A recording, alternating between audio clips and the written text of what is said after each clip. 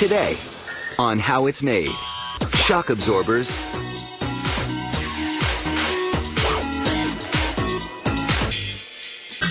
next, the shocking truth behind one of your car's most critical parts. Shock absorbers do more than just smooth your ride. They counteract the bounce when you hit a bump, holding your tires to the road. Without that traction, you could lose control. So by affecting steering, stopping, and stability, shocks are actually a vital safety component.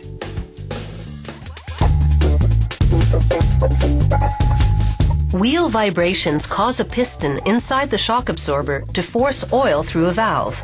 This absorbs energy, dampening the vehicle's bounce. All this happens within the shock's two tubes, the reserve tube, and inside it, the pressure tube, housing the piston rod and compression valve. The factory makes both these tubes from a steel sheet sliced into strips. Inside this tube mill, coolant prevents the passing strip from overheating as one forming roller after another gradually rounds it into a tube. Then a copper welding wheel fuses the tube closed. As the 5.5 meter long tube comes off the mill, a cutting tool chops it into shock absorber lengths. The tube making process is the same for the reserve and pressure tubes, except that the reserve tubes undergo one extra step, compressing the ends. This enables the shock to house a larger reserve tube that can hold more oil. The reserve tube's final stop is a press. A die inside stamps the part number, the manufacturing date, and the brand name. Many components are made of powdered metal, mostly iron powder mixed with some graphite and copper. After a press compacts the powder in a die, a furnace fuses the particles. This powdered metal part is the valve through which the piston forces the oil. Steel discs and a spring help control the speed with which the valve operates for varying driving conditions. A stamping tool crimps the end of the tube, holding the spring in position.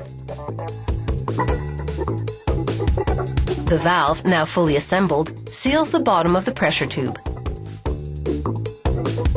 Meanwhile, a press punches round steel discs into other components. These loops mount the shock absorber to the vehicle. A worker positions a cup on each one, then a robot welds them together.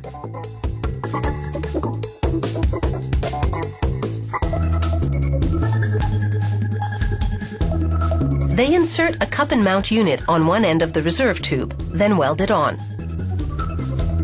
This unit is called the base assembly.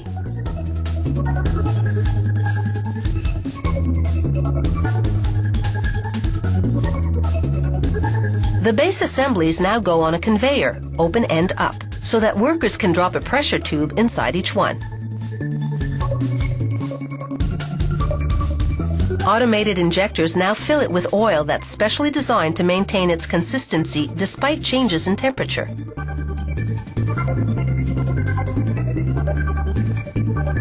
Next comes the head assembly. That includes the steel piston rod and the mount on the other end of the shock absorber. Two copper welding wheels fuse the head assembly to the base assembly with a cap. This closes the unit, sealing the oil inside. Next, they weld on a dirt shield, a steel casing that prevents dirt from hindering the movement of the piston rod.